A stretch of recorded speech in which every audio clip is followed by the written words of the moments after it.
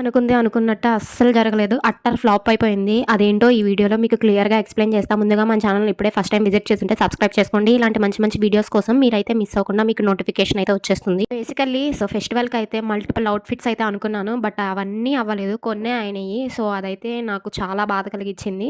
మంచి డిజైన్స్ అయితే నా దగ్గర ఉన్నాయి కానీ నేను చేసే సిట్యుయేషన్‌లో లేను. నియర్లీ 10 డేస్ అయిపోతుంది నేను వీడియో అనేది అప్‌లోడ్ చేసి. అయినా కానీ మీరందరూ నన్ను మంచిగా సపోర్ట్ చేస్తున్నారు. ఆ పాజిటివ్ వైబ్‌తోనే మళ్ళా ఇంకో సీరీస్ అయితే స్టార్ట్ చేద్దాం అనుకుంటున్నాను. ఈ సీరీస్‌లో 60 అవుట్‌ఫిట్స్ అయితే చేస్తాను. కొన్నైతే నా దగ్గరున్న యూజ్డ్ శారీస్‌తో అవుట్‌ఫిట్స్ అనేది క్రియేట్ చేస్తా. కొన్నైతే మంచిగా ఫ్యాబ్రిక్ తీసుకొని అవుట్‌ఫిట్స్ అనేది చేద్దాము. ఈ సీరీస్ అనేది ఎలా ఉండిద్దంటే మీకు మోడర్న్, ట్రెండ్, ఇండో వెస్టర్న్ అన్నీ మిక్స్ అనమాట.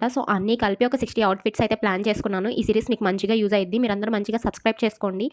ఇవాల్టిది మన వీడియో అయితే డే 1 ఆఫ్ 60 అవుట్‌ఫిట్స్ సీరీస్ అనమాట. ఇదైతే నా దగ్గరున్న ప్లెయిన్ స్పేస్ సిల్క్ శారీ అనమాట. దాంతో అయితే ప్లాజో అయితే స్టిచ్ చేసుకున్నాను. Circular palazzo. First time try చేసినా చాలా మంచిగా టర్న్ అవుట్ అయింది. అంతా మంచిగా టర్న్ అవుట్ అయిందని హ్యాపీ అయ్యేలోపు మనకి వేస్ట్ సైజ్ అనేది ఎగ్జాక్ట్‌లీ పెట్టాను. అదైతే కొంచెం స్టిచెస్ అయితే పడతా ఉన్నాయి. వేస్ట్ సైజ్ అనేది తగ్గింది. కొంచెం టైట్ అయినట్టు అనిపించింది.